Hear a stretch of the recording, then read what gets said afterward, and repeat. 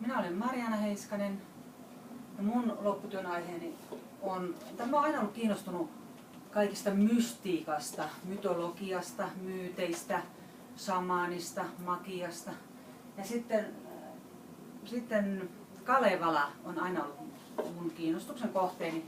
Ja sitten tässä jouluyönä, juhlayönä maalatessani, niin maalauksesta rupesi tunkemaan väkisellä Väinämöinen. Ja sitten mä hiffasin, että hei, että tää Kalevala, tää on vähän niin kuin osa minua, että mä oon tämmönen oikein luonnonlapsi, että mä sammoilen tuolla metsissä on muuta kesäisin, niin sitten se niin kuin tuli mulle ihan tässä, että mä oikein onnittelin itseni, että hyvä Marjaana, sä hiffasit tämmöisen aiheen.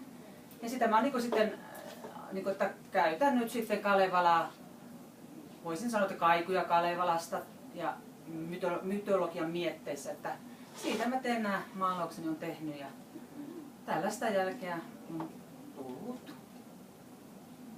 Tässä tämä. Kiitoksia.